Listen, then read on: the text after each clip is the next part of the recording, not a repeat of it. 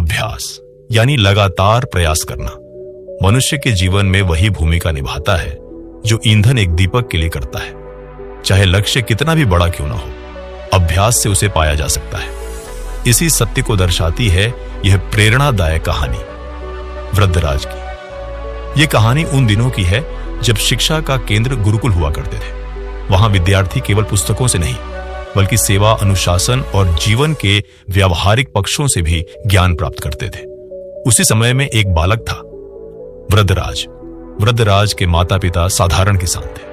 वे बहुत ही मेहनती और संस्कारी थे। जब वृद्धराज 7 वर्ष का हुआ तो उन्होंने उसे पास के एक प्रसिद्ध गुरुकुल में भेज दिया ताकि वह वहां विद्या अर्जन कर एक अच्छा इंसान बन सके। गुरुकुल में जीवन बहुत अनुशासन और तपस्या भरा था। वृद्धराज को वहां रहना तो अच्छा लगने लगा, लेकिन पढ़ाई में उसका मन नहीं लगता था। गुरुजी जो भी समझाते वह उसके सिर के ऊपर से चला जाता। धीरे धीरे उसकी कमजोरी सबके सामने आने लगी। उसके सहपाठी उसका मजाक उड़ाने लगे। जब सभी बच्चे परीक्षा में पास होकर अगली कक्षा में चले गए तो वृद्धराज वहीं रह गया, असफल और उदास। गुरुजी ने भी आखिरकार हार मान ली।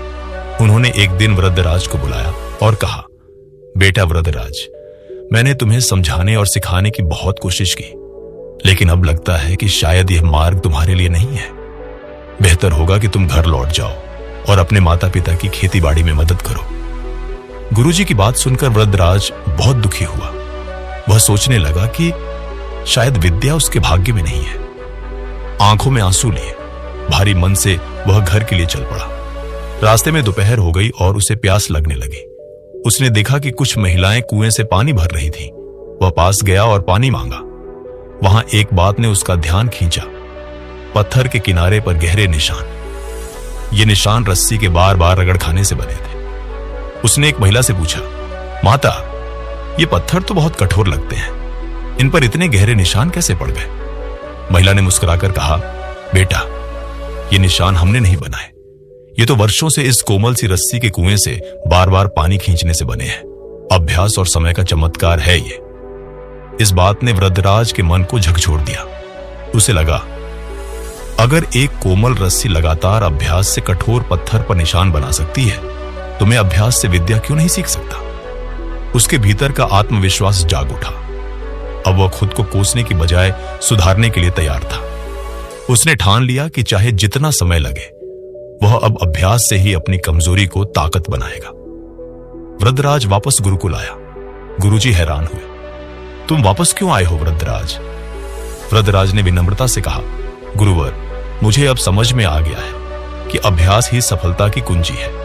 कृपा करके मुझे एक और अवसर दे। मैं पूरी मेहनत और लगन से पढ़ाई करूंगा। गुरुजी ने उसकी आंखों में नया आत्मविश्वास देखा। वे मुस्कुराए और बोले, अगर तुम सच्चे मन से अभ्यास करोगे तो मैं तुम्हारा पूरा साथ दूंगा। इसके बाद वृद्धराज ने दिन रात एक कर दिए। वह सूरज उगने से पहले उठ जाता, अभ्यास करता, पाठों को दोहराता और गुरुजी से प्रश्न पूछता। भले ही उसकी प्रगति धीरे हो, लेकिन वह थमता नहीं था। वर्षों के अभ्यास ने उसका काया पलट कर दिया। जहां पहले उसे अक्षर समझ नहीं आते थे, अब वह जटिल संस्कृत ग्रंथों को भी समझने लगा। गुरुजी उसे देखकर गर्व से भर उठते। उन्होंने कभी सोचा भी नहीं था कि वही वृद्धराज जो एक समय मंदबुद्धि माना जाता था, अब इतना तेजस्वी छात्र बन जाएगा। समय के साथ वृद्धराज ने इतना ज्ञान अर्जित किया कि उसने संस्कृत व्याकरण के क्षेत्र में अद्वितीय स्थान प्राप्त किया। उसने लघु सिद्धांत कौमुदी, मध्य सिद्धांत कौमुदी, सारा सिद्धांत कौमुदी और गीर्वाणपद मंजरी जैसे महान ग्रंथों की रचना की। आज भी ये ग्रंथ भारत के अनेक विश्वविद्यालयों में पढ़ाए जाते हैं। एक समय का विफल विद्यार्थी अभ्यास के बल पर विद्या का प्रकाश बन गया। वृद्धराज का नाम आज भी सम्मान और प्रेरणा के साथ लिया जाता है। दोस्तों, ये कहानी उन सभी के लिए प्रेरणा है जो खुद को असफल या कमजोर समझते हैं। वृद्धराज की तरह अगर आप भी अभ्यास के मार्ग पर चलें तो एक दिन आपके नाम की भी गूंज होगी। तो याद रखिए, कर्म से बड़ी कोई पूजा नहीं, अभ्यास से बड़ी कोई विद्या नहीं और लगन से बड़ा कोई भाग्य नहीं।